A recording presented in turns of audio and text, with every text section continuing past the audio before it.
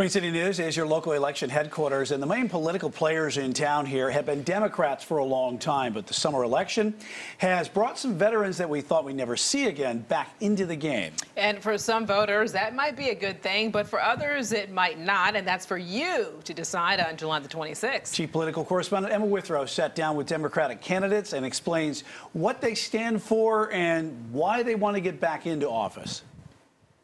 All four Democratic candidates running on this ticket are familiar faces, some more recent than others, but they do all have one consistent goal, which is finishing what they started.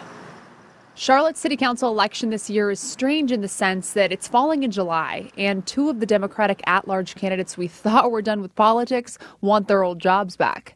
James Smudgy Mitchell and Lawana Slack Mayfield are both former council members. Now they're both back and hoping for Charlotte voters' support once again. So the issues that I started with actually in 2011 are still a major priority, and I think even more so today, and that was around economic development, community safety, and housing. Lawana Slack Mayfield was in office until 2019 when she didn't win re-election. Now she's hoping to shake things up on the council, but this time with years of experience and a few specific goals. Because the biggest challenge I'm seeing right now is talking to my elders in the community who have been long-term renters who are being displaced.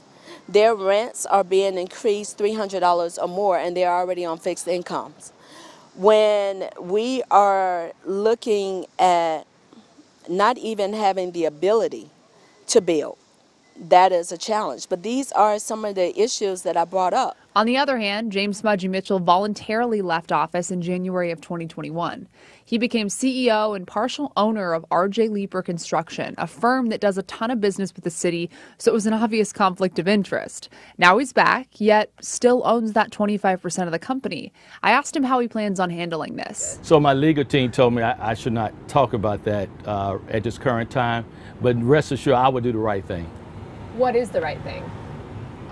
I think the right thing in my eyesight, you get below the 10% threshold, and so you won't violate what the state guidelines are. Conflict of interest controversies aside, Mitchell says he has big aspirations for the Queen City.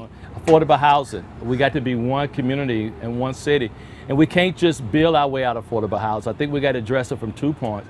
One is the rooftops, and we need most of our affordable housing developers to have more funding so they can subsidize. Then, Emma, it's the wages. We got to be a city that have more improved wages, and so people like you and I can earn more money, and we can get a quality place to stay and raise our families. As for Councilmember Dimple Ajmera, she just wants to finish all the work she and the rest of the council have started.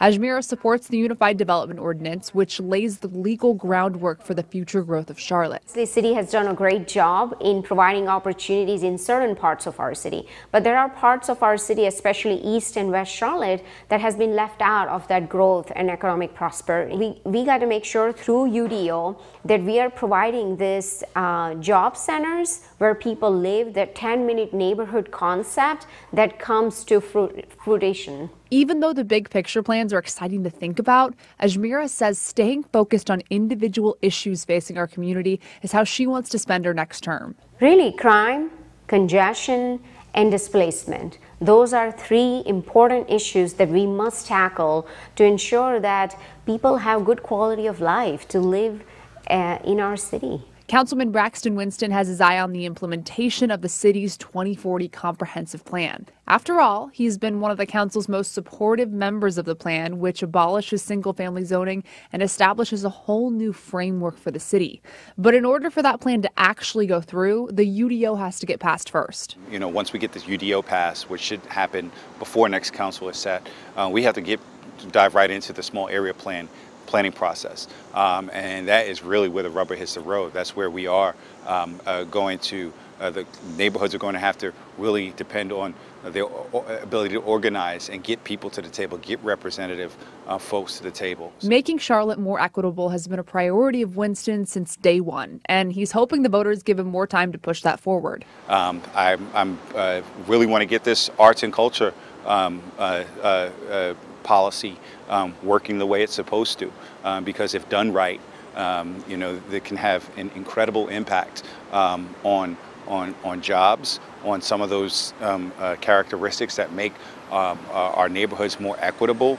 But if we don't, and we just revert to the status quo, I think that's going to cause a lot of problems. Both the Democrats and Republican candidates running for at-large seats agree things in Charlotte need to be improved. They just have different ideas on how to tackle these issues. The big day is on July 26th. Now, early voting numbers show a much larger Democratic turnout, but it is widely known that more Republicans do tend to show up to the ballot box on Election Day, so there's no real pulse on how these races could turn out until all of those votes are counted.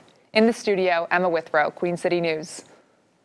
For that, and there is still more ahead on this topic. In just a few minutes, Emma sits down with the Republican candidates for Charlotte City Council, and she's going to introduce us to the political outsiders hoping to shake things up right here in the Queen City.